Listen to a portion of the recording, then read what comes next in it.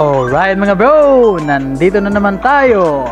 For today's video mga bro ay mag-troubleshoot tayo mga bro kung bakit hindi na gumagana ang ating electric starter. At bago natin umpisahan mga bro ay shout out muna tayo kay GJ Motovlog. Yan, shout out to you bro. At kung bago ka pa lang sa aking channel mga bro ay pakiclick naman ang subscribe button at notification bell para ma-update kayo sa susunod pa natin na mga video. Alright! KRYJ Moto DIY. Okay mga bro, check nating paanda rin mga bro. Try nating i-push button kung gagana ba. Yan mga bro, nagda-drop lang yung voltage meter mga bro, pero nag-click lang yung ating relay mga bro. Ayaw talagang gumana mga bro, kaya babaklasin natin ang starter mga bro. Yan, gagamit tayo dyan ng 10mm mga bro.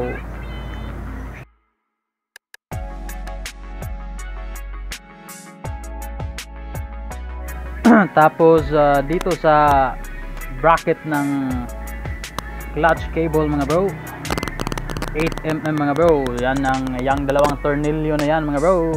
Babaklasin natin yan para baklas natin ang starter mga bro, kasi nakaharang ang bracket. Yan mga bro.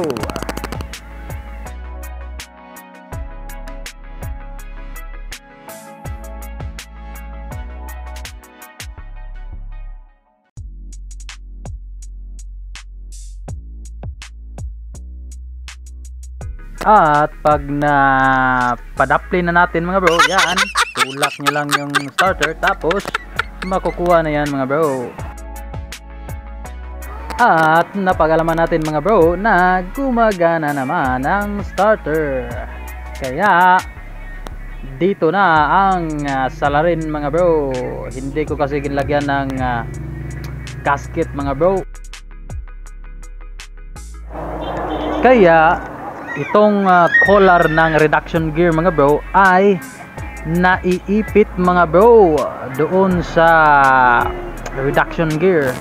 Pag sarado niyan mga bro at walang gasket ay naiipit yan at tutulak sa reduction gear, kaya hindi siya makaikot mga bro. Kaya lagyan natin mga bro. Yan, testing natin mga bro na hindi takpan kung gagana ba. Yan, gumagana na mga bro kasi hindi na naiipit mga bro. At kung nagustuhan nyo ang video na ito mga bro ay paki-subscribe naman at paki-click ang notification bell para ma-update kayo sa susunod pa natin na mga videos. Alright!